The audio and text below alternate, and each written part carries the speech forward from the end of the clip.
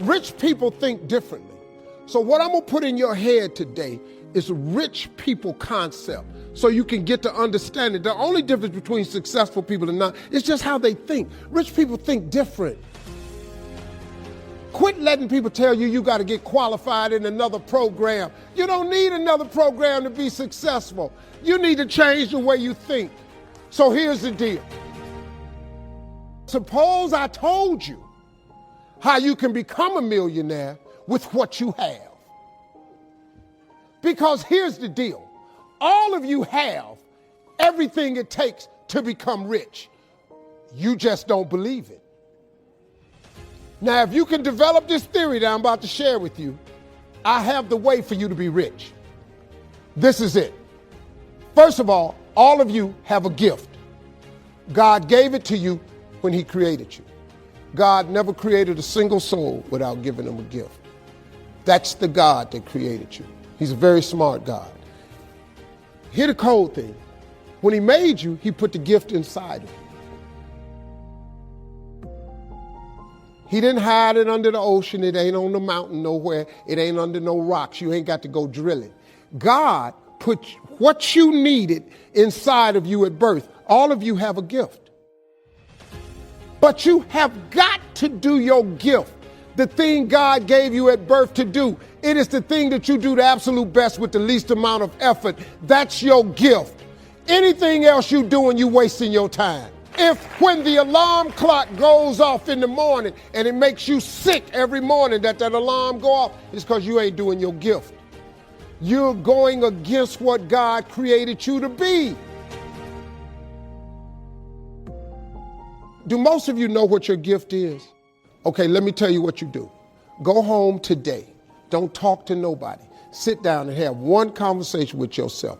What is the thing that I do the absolute best with the least amount of effort? This ain't gonna take you long. You old enough, you grown. Write it down. I don't care if it's networking. I don't care if it's babysitting. I don't care if it's doing color. I don't care if it's painting. Whatever it is, it's what you do. Sing it. Whatever you do the best, write it down. That's your gift. This thing that you're gifted at, if you did it for somebody, do you think somebody would pay you $10 for your gift? Just $10. Could you babysit for $10? Could you cut somebody's hair for $10? Could you cut their grass for $10? Could you make them a chicken dinner for $10? Could you do something for $10? Everybody. Don't you have something somebody would give you $10 for? Okay, now, once you have something that somebody's willing to pay you $10 for, this is how this works. It's called the multiples of 10. See, you don't have to figure out how to be a millionaire. You just got to figure out the thing that makes you $10. So now here we go. You do it and you make $10. Soon as they pay you the 10, go do it 10 more times. Whatever it was. Watch some more kids 10 more times. Get another 10. You got $100. When you get $100, whatever you did to make that $100, listen to me, do it 10 more times.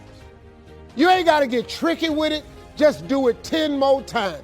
You'd have made $1,000. Whatever you did to make the $1,000, don't get smart. Stay stupid now. Do it 10 more times. You have now made $10,000. Hold up. Now we finna grow a little bit, but guess what you got to do to grow? You just got to do some more. Whatever you made $10,000 doing, I need you to do it 10 more times. What you tripping for? If you do it 10 more times, you got $100,000. Now you might have to hire some people to make this happen. You got to figure that part out. But all you got to do is do what you did for $10. Once you make $100,000, if you just do it 10 more times.